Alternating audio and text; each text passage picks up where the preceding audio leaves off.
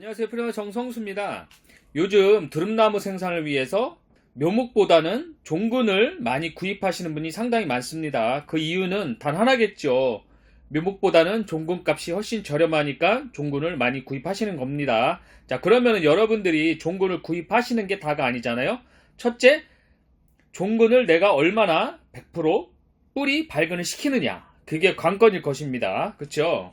그리고 이제 둘째는 종근 발근을 내가 지금 1월인데도 날이 상당히 춥죠. 그렇지만은 여러분들 오늘 영상에는요, 종근을 내가 남들보다 빠르게 지금 1월이지만 종근 작업을 하지 않았지만 이미 종근 발근을 위해서 내가 시간을 앞당길 수 있는 방법이 있습니다. 그래서 그 방법에 대해서 제 나름대로 하는 방법을 한번 소개하는 시간 한번 가져보겠습니다. 여러분들, 자, 보시면은 자, 이제 이불이 덮여 있죠? 자, 이걸 한번 열어보겠습니다.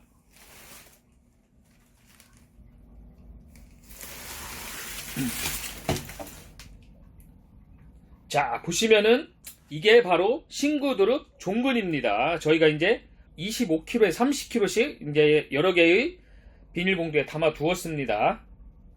지금 1월 말인데 원래는 저희가 이제 하우스에서 종근 작업, 포트 작업을 하려고 제가 종근을 굴치했습니다. 사실은요. 근데 갑자기 날씨가 추워졌어요. 일기예보가 바뀐 거죠.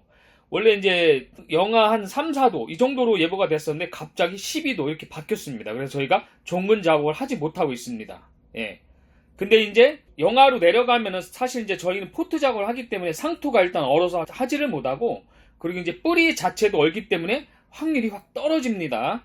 예, 자연적으로 땅 속에 굴치하기 전에 뿌리는 얼어도 상관이 없지만 한번 굴치한 뿌리는 얼면은 뿌리가 물르는 경우가 상당히 많아요. 그렇게 되면 당연히 성공률은 저하되게 됩니다.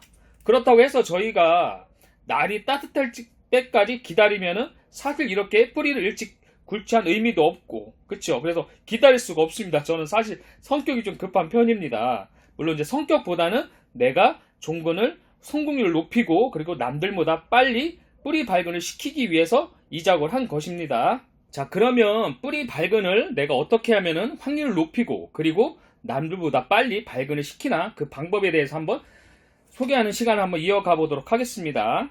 자, 보시는 것처럼 첫째는 가온입니다. 가온이라는 거는 지금 실외는 영하 날씨예요. 그쵸? 그치만 이곳은 실내입니다. 말 그대로 화장실입니다. 예, 보시면은 즉 뿌리를 말리지 말아야 돼요. 물론 가온도 중요하지만. 그래서 일교차를, 밤과 낮의 일교차를 최대한 폭이 좁게 유지를 하는 게 상당히 중요합니다. 예. 여기 이제 화장실이에요. 제 화장실인데 보시는 것처럼 김장봉투, 이게 대짜 크기입니다. 대짜 크기고 약 한 30kg 정도 될 거예요. 한 자루에. 그래서 둘, 넷, 여섯, 여덟, 열, 대략 10개 정도를 제가 이렇게 담아 두었습니다. 보시는 것처럼요. 그리고 이제 이 김장봉투 큰 것 같은 경우는 제가 다이소에서 구입을 했습니다.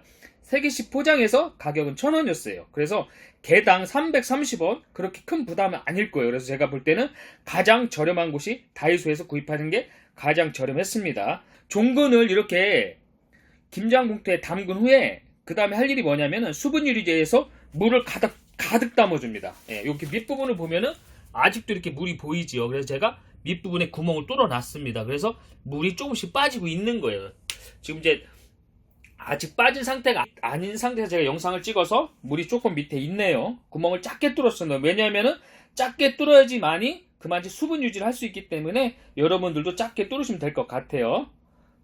그리고 이제 이 비닐을 김장 봉투에다가 종근을 담을 때는 여러분들이 주의하실 게 있는데, 그게 뭐냐면 비닐루가 찢어지면 안 돼요.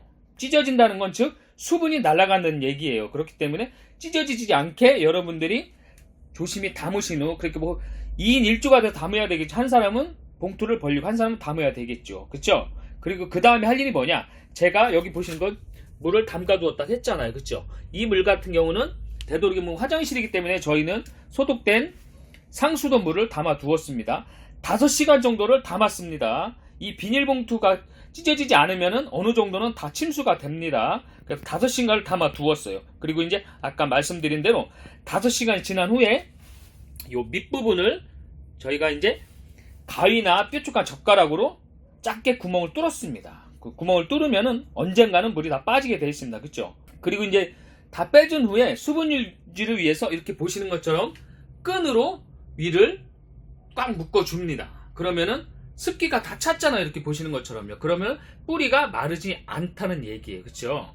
그리고 이제 저희가 이제 이렇게 한 다음에 아까 영상 처음에 보신 것처럼 보온 덮개나 이불을 덮어줍니다. 그 이유는 뭐냐? 저희 이제 화장실을 활용할 때는 또 불을 켜야 되잖아요. 그러면 이제 그 불빛 때문에 아무래도 더 마르는 경향이 있습니다. 그래서 빛을 보지 않기 위해서 제가 이불을 덮어주는 것이고, 그리고 밤에는 아무래도 화장실은 좀 추워요. 그래서 가온 유지를 해서 이불을 덮어주시는 거를 제가 권장하는 겁니다. 이렇게 두게 된 게 한 일주일 정도 된 거예요. 보시면은 자, 여기 이제 이게 눈인데 뭐 이런 데서 뿌리가 형성이 되기도 하고, 그리고 이제 이런 뿌리 자체에 눈이 작은 눈이 있습니다. 이렇게 보시는 거예요. 그쵸? 그래서 한 일주일 정도 됐는데 눈이 벌써 튀어나오는 게 눈으로 보여요. 그만치 얘네들이 발근을 하기 위해서 일을 하고 있다는 얘기예요. 예, 이렇게 영상으로도 확연히 표가 납니다. 왜냐? 수분 유지를 해주고 그리고 따뜻하게 해줬기 때문에 이렇게 일을 하게 돼서 이런 현상이 나타나는 것입니다. 아직 겨울이 끝난 건 아니지만 올해는 어느 해보다도 강추위가 별로 없어요. 그래서 종근 식직 작업을 일찍 할 수가 있습니다. 종근 작업을 위해서 쉽게 뿌리가 형성되고, 그리고 3월에 식재하는 것보다 더 큰 묘목을 여러분들이 생산할 수 있는 이런 장점이 있는 거예요. 보시는 것처럼 이런 작업을 하면은요. 그리고 이제 여러분들이 종근을 심고서 묘목을 생산하고 또 그 와중에는 뿌리를 생산하시는 분도 상당히 계실 겁니다. 그런 분들도 마찬가지로 묘목이 남들보다 더 빨리 내가 발근을 시켜서 묘목이 커야지만이 뿌리도 상당히 더 많은 양이 나오겠지요. 한 주 대비해서. 그래서 여러 가지 장점이 있는 겁니다. 그리고 이제 여러분들이 이제 발화를 일찍 시키면 뭐가 또 이득이 있냐면은, 우리가 농사를 짓다 보면은 가장 애로사항이 뭐예요? 제초 작업입니다. 그치만 이제 제초는 말 그대로 한 3월 말, 4월 초 정도 돼야지 풀이 제대로 올라옵니다. 그치만 이렇게 가온을 하고 미리 발근을 시킨 종근을 식재하게 되면은 풀보다 이 종근이 먼저 위로 올라오게 돼 있어요. 그러면 아무래도 풀가지에서 더 유리하다는 장점이 있겠죠. 그렇죠? 그리고 이제 여러분들 이 종근 외에도 뭐 종자 파종이라든가 다른 종근 작업, 뭐 뿌리 작업 이런 거 할 때도 마찬가지예요.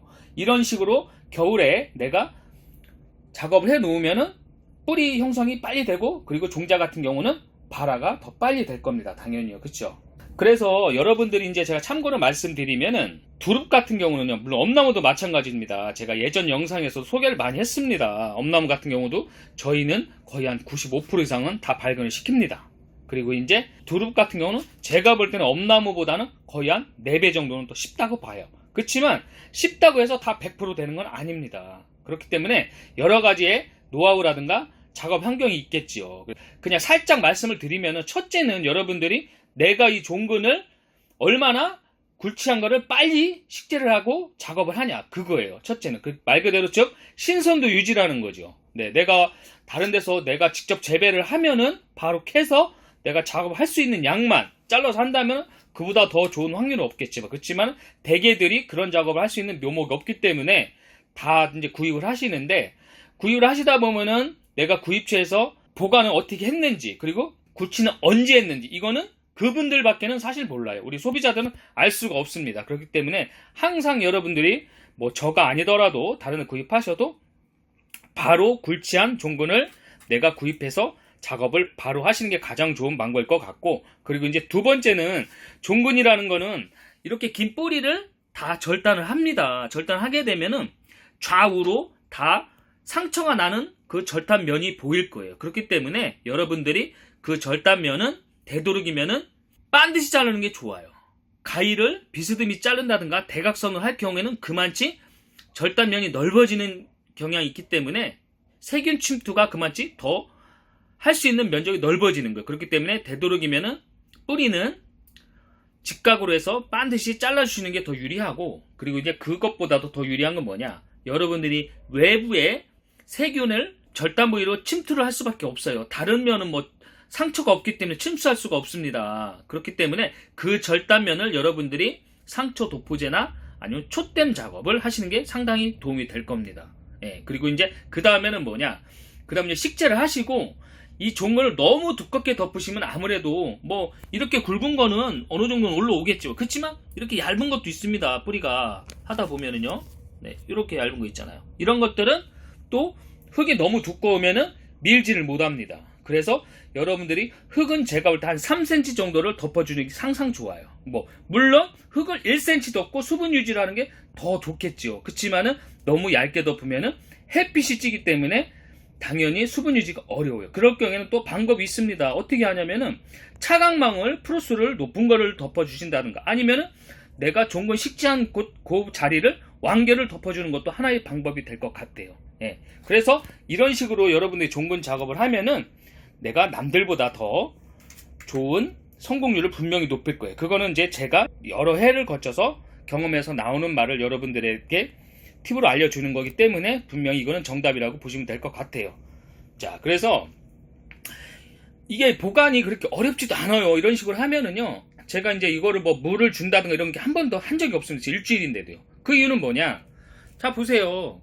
당연히 비닐이기 때문에 수분 유지 날아가는 걸 막았고, 그리고 이제 윗부분을 이렇게 공기를 못 들어가게 꽉 끈으로 묶어놨기 때문에 이 종근은 당연히 수분 유지할 것이고, 그리고 무엇보다도 가온이 되기 때문에 날이 뜨거우면은 얘네들이 실외보다는 이 화장실이 그래도 온도가 높기 때문에 일을 하고 있는 거예요. 예, 그래서 이런 식으로 하면은 여러분들이 겨울이지만 내가 정말로 이제 저희 같은 경우 다음 주에 이제 영하권에 영사권 올라가니까 그때 작업을 하면은 제가 볼 때는 보통 저희가 이제 종근 작업을 하면 한 20에서 25일 정도 돼야지만 위로 올라오거든요. 근데 이 작업을 거치면 제가 볼 때는 열흘이면 분명히 올라올 확률이 되게 높아요.